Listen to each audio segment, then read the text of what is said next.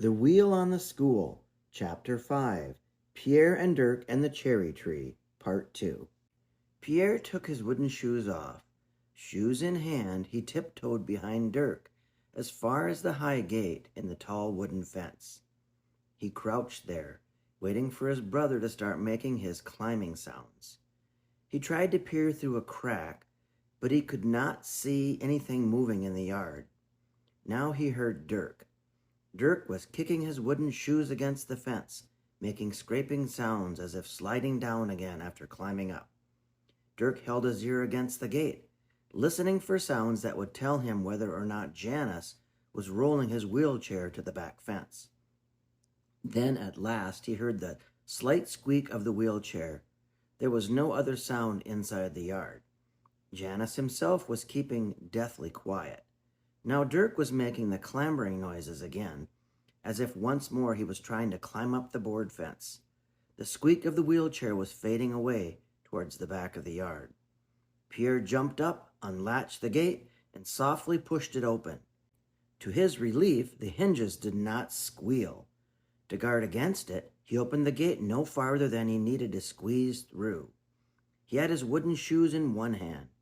Pier was in the fenced-in yard. The scheme had worked.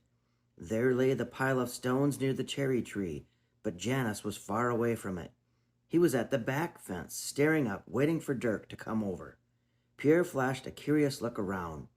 The tree was hanging full of glittering tin and full of green cherries. The end of the rope dangled from the tree.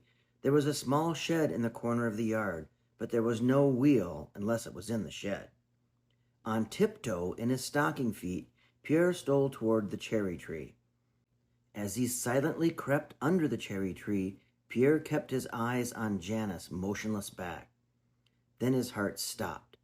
Dirk was really noisy now. He had thrown one hand over the top of the fence, so he could really make the climbing, kicking noises.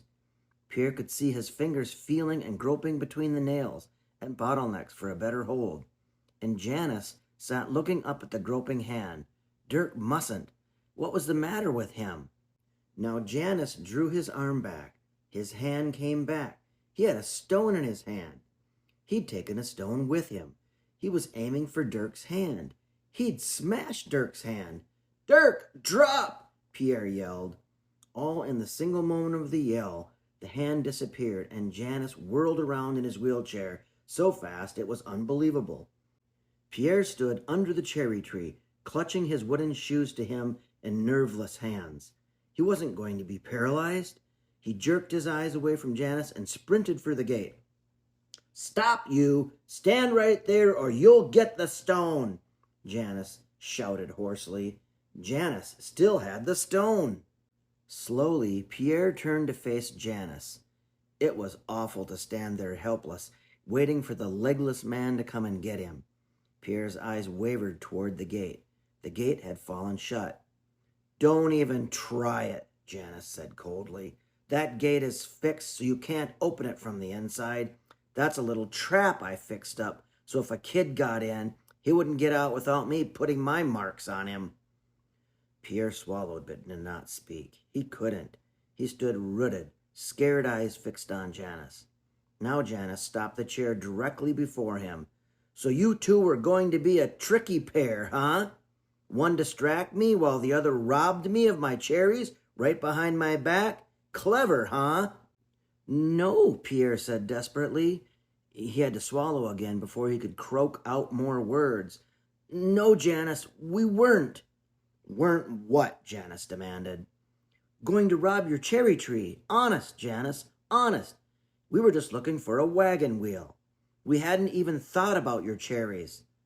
"So you're tricky, aren't you? Not only figure out a way of getting in my yard, but you came sneaking in for wagon wheels, not for cherries. Oh no, not for cherries." Janice laughed, a hoarse, mirthless laugh. "Wagon wheels?" Janice talked as if he were amused, but he wasn't amused, and that laugh wasn't a laugh. It was a threat. Why, it was scarier than if Janice had ranted and raved and cursed. Now Janice leaned forward and looked hard at Pier. "Say, you're one of those twins, aren't you? You two do everything together, don't you? Well, all right, fine. Then you're going to get what's coming to you together, too. Now call your brother." "No," Pierre said desperately.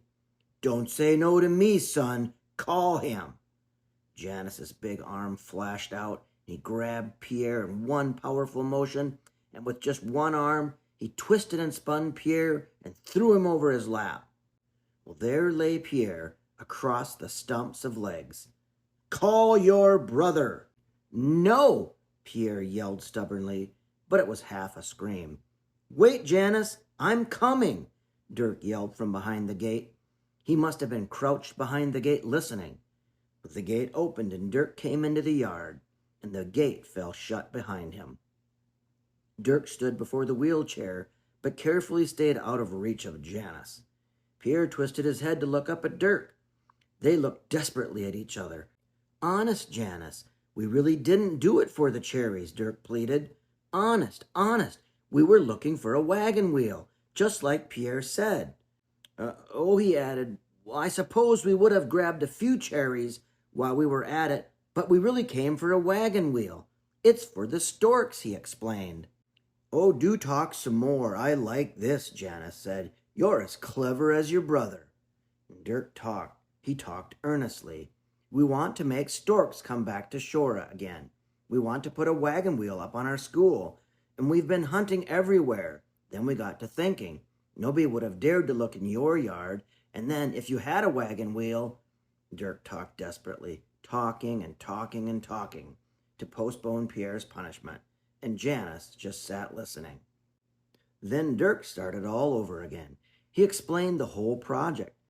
He told Janice about the storks in Africa among lions and rhinoceroses and hippopotamuses. Dirk got the words all twisted up, and then he ran out. He had no more to say.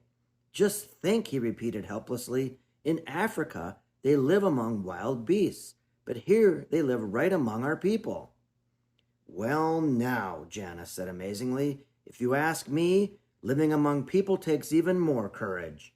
Suddenly, he picked up Pierre and set him down. "Do you know," he told Pierre, "I think I'm going to believe you two. Nobody could have cooked up that wild story like that, coming in here for a wheel and not for cherries. So I guess it must be the truth. But now tell me, wouldn't you have grabbed a few handfuls of cherries while you were here anyway?" Dirk nodded timidly. "I don't know how I could have just let them hang, even if they were a little green," he said slowly.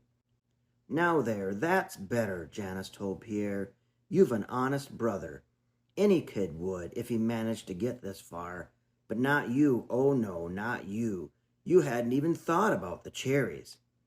Well, Pierre got red in the face. He rubbed his legs awkwardly. "Sure," he said at last. "But you had a hold of me, not him. And maybe you didn't notice, but I had my wooden shoes in my hand." "So I wouldn't hear you sneaking into the yard behind my back?" Janice said. "No," Pierre said, stepping back a little, "so I could stuff them full of cherries." Amazingly, Janice threw his head back and roared with laughter. "That's it," he said at last. "Now that's more like it, being honest. I was wondering what had happened to you kids this spring. Not a kid after my cherries. Just those miserable starlings and all those sneaky birds. Now and then a magpie. Well, there's an honest bird for you. He's willing to risk his neck for a cherry or two, but not a kid. You're the first two. But I see now. You had wagon wheels on your brain." "Well," Pierre said, "we almost made it." Dirk gave Pierre a hard warning nudge. "Yup," Janice said mildly enough. "I've got to admit it. You'd have made it if you hadn't yelled out to save your brother." "Well, I had to," Pierre said. "I couldn't let you smash his hand." "Do you think that I would?" Janice said, startled. "No, kid. I'm afraid I think a bit much of hands and legs to want to smash anybody else's. Say, is that what you kids tell each other about me?" Pierre was embarrassed. He looked down and stared hard at the wheels of Janice's chair. "Storks, huh?" Janice abruptly changed the subject. "Now there's an honest bird for you two and no mean cherry robber. I would like to see some storks sailing over the roof of Shora again. But not a wagon wheel anywhere, you say. Well, I haven't got one for you either. All the wheels I've got are on this chair." "Hey," he suddenly yelled at Pierre, "don't look at that wheel so hard. You weren't thinking of robbing a poor legless man of a wheel off his chair, were you?"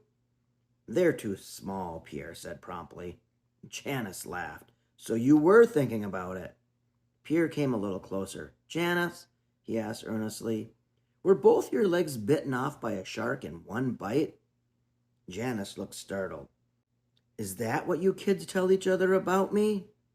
Pierre flushed. Dirk nudged him warningly from behind again, but Pierre could only plunge on now. "Yes," he said, "and they say that's what makes you so mean." Suddenly he realized what he had said. Not that I think that." "Well, I know I'd be mean too without any legs," he said, red to the roots of his red hair. I thought about it, and I sort of think I just know how it feels, and—" His voice faded away. He had no words for it. It would be silly to explain to Janice the make-believe scary things he had imagined about his legs at the side of the road. "Oh, you do?" Janice said. He looked strangely at Pierre. "You're an odd one. So you'd be mean too? Well, maybe I wouldn't feel so mean if they had been bitten off by a shark. That would be something to think back on and sort of boast about. But it wasn't a shark. My legs were bitten off by a mosquito." Dirk laughed an unbelievable little laugh, and Pierre giggled at the man. "Honest," Janice said simply. "One little miserable mosquito bit me one night, both legs, while I was sleeping. I must have scratched the bites and got blood poisoning, and I didn't go to a doctor. Sort of scared of doctors, I guess, and then they had to cut them off." "Oh, golly, Janice," Dirk said. But Pierre suddenly turned and hurried to the cherry tree, and he gave the rope a quick, sudden yank, and the whole tree flashed and clanked and jangled. "I always wanted to do that," Pierre said in an odd, strange little voice. Then he came back to Janice's chair. "You really wouldn't have smashed Dirk's hand with that rock, would you?" he asked. The man looked at him. "You kids tell each other that. No, of course I wouldn't. All I wanted was to see his face coming over the wall with me sitting there ready with a rock. No, I think too much of hands and arms and legs. It's just some little queer fun I have, scaring birds and making kids' livers turn over. It's a little something to do." Then Pierre stepped solemnly before him and said, "I don't like your story about the mosquito, and it doesn't sound true like the shark. Didn't he say, Dirk, that if a shark had bitten off his legs, he wouldn't be mean? Janice isn't mean." "Oh, golly, no," Dirk said fervently. "Jella must have made up a lot of it," he told Pierre, just to show us how brave he was. But the man was looking oddly at Pierre. "So you want it to be a shark?" "I'd have a right to be mean if it had been a mean, lousy little mosquito, but since it was a man-sized shark, I'd have no call to be mean. Is that it?" Well, Pierre looked right at Janice and nodded and nodded. "I guess so. I guess that's the way it must be, because you aren't mean at all. Don't you think so, Dirk?" "Oh, golly, yes," Dirk said. They both stood there a little awkwardly, not knowing what more to say. They turned toward the gate. A little red-faced and uneasy, they started to move off. "We've got to hurry and look some more for a wheel," Pierre explained. Then he and Dirk turned to go back to the gate. The gate had opened wide before them. Janice laughed. "Rigged that up with ropes, too," he said proudly. The boys stood there, wanting to tell Janice things but finding no words to express the amazing surprise inside of them. Janice had become real to them. He had become a part of their village. He wasn't a fearsome ogre to be hated and outwitted. Even the yard with its forbidding high fence somehow looked different now. Lina could have told Pierre and Dirk what it was. Lina would have said that it was just that Janice had become important in the same way that old grandmother Sybil III had become real and important. He had become their friend. But Pierre and Dirk had no words for it. They still dawdled at the gate. Pierre, no doubt, would have come up with something, but just then there was a yell from the street. There stood Elka and a soaked, dripping Jella, with their arms full of spokes and rim sections. "Hey, Elka and Jella have got a wheel!" Pierre yelled at Janice.